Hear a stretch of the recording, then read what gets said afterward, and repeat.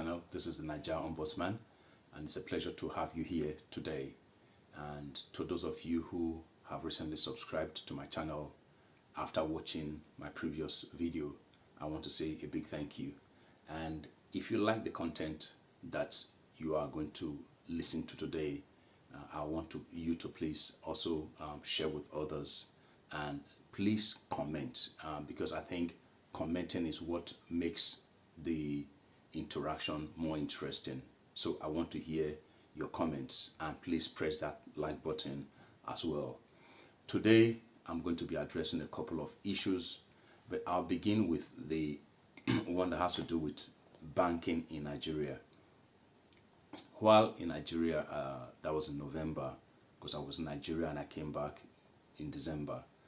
And while there, I made many transactions, and two of those transactions are still problematic.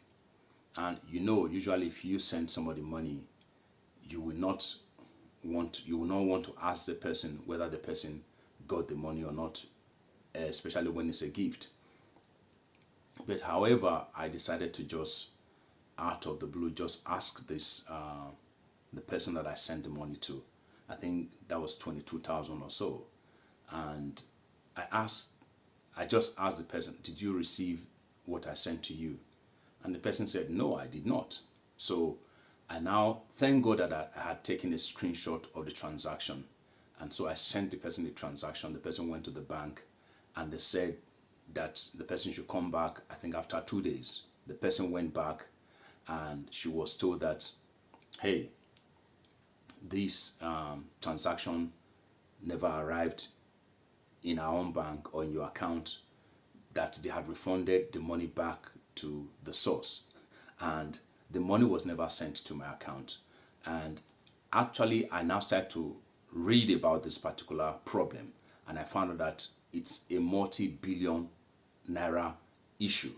There are many people who have this same problem. And there was the other transaction which I made, I think for 16,500.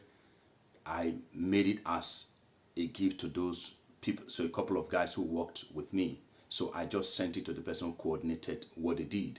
So, but however, the person said he did not receive the money in the account. And I checked my own account, the money was never refunded.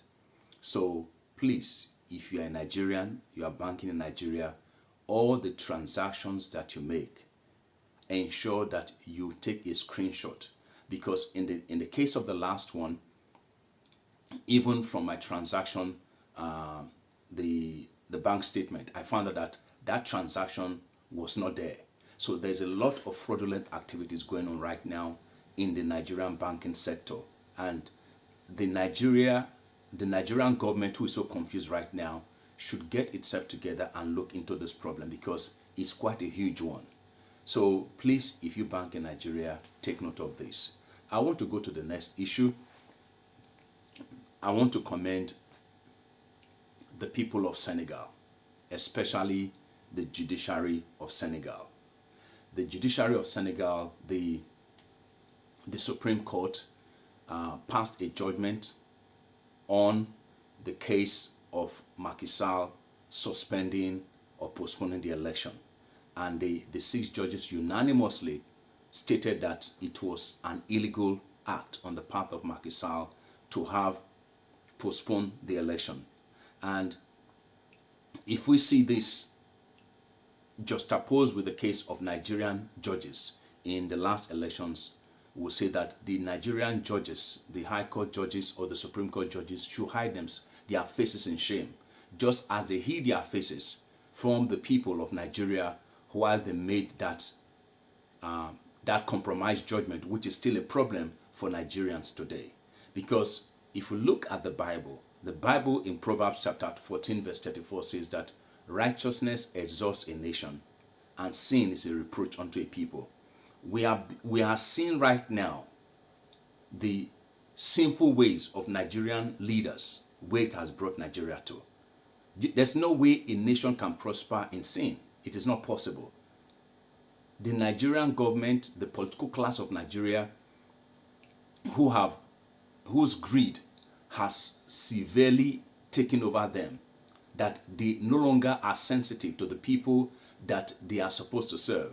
They can see the colossal damage they've done to the people. But let's go back to Senegal.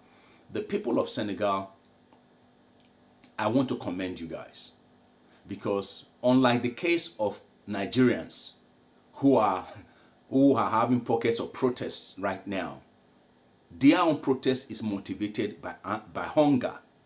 If they were not hungry, they would not have gone to the street to protest for the right person who had won the election, for that election to be upheld. They stood by.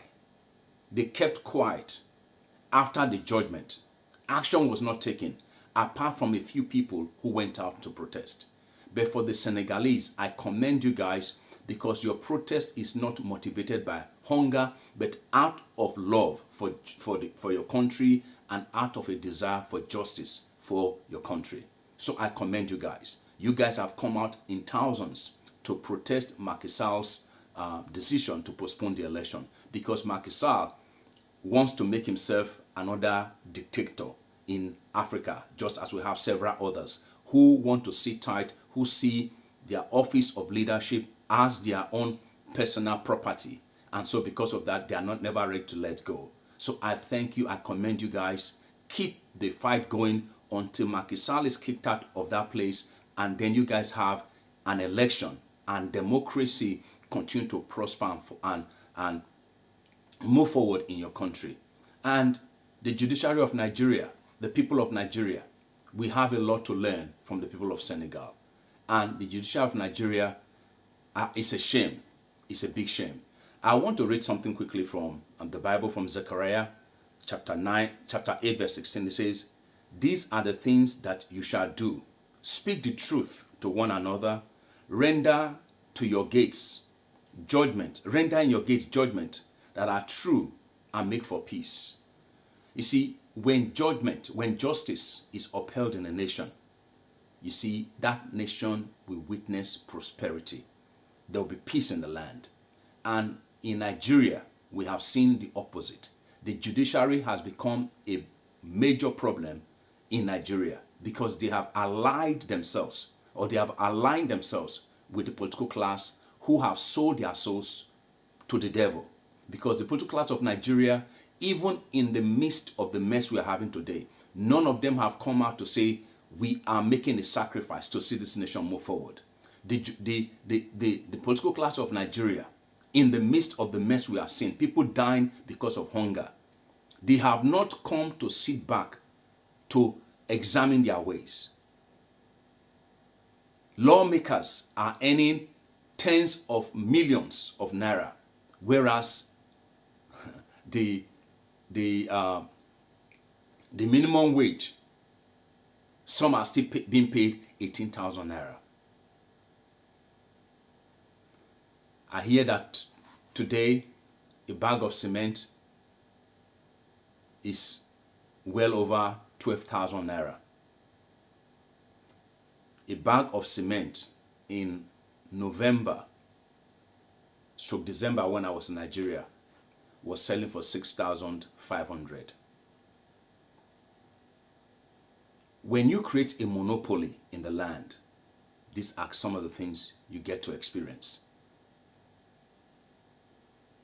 Because the government of Nigeria facilitated Dangote's monopoly. Apart from Bua Cement, there's no other competition. And so because of that, they set prices as they will. They have destroyed competitors like Ibeto and others who were in the cement business before. And so it has now become a monopoly. So for Nigeria to move forward, the Nigerian people have to wake up, just like the Senegalese woke up to challenge the decision of Macky Sall. The Nigerian people must challenge the political class of Nigeria, who are only concerned about themselves. And they fail to realize that the poorest people are those who want a few to stay in the place of comfort while the masses suffer. The richest set of people are those who want to ensure that everyone across board at least have something to sustain themselves and have a place to stay.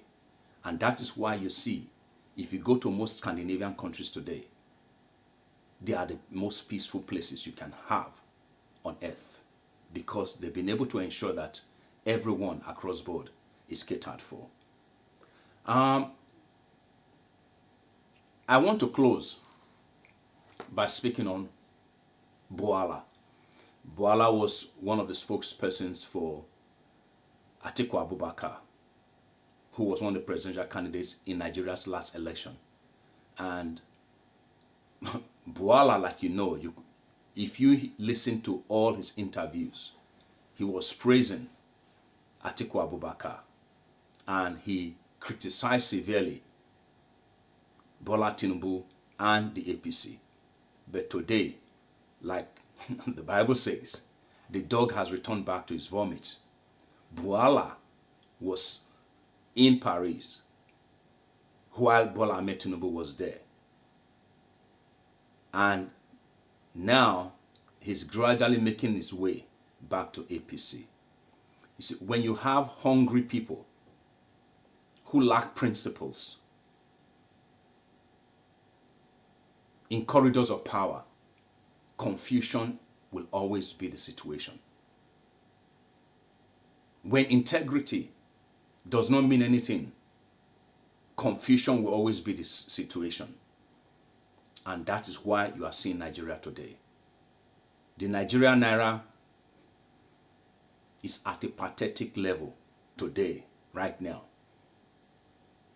I understand that the CFA francs of Cameroon, nations like Niger, Togo, and others has become more valuable than the Nigerian Naira. How sad. In 1978, the Nigerian Naira had more value than the American dollar and the Canadian dollar. But today, the Nigerian Naira is almost trading at 1 to 2,000. How shameful. Righteousness exalts a nation, but sin is a reproach unto a people. I just hope we can learn lessons from this.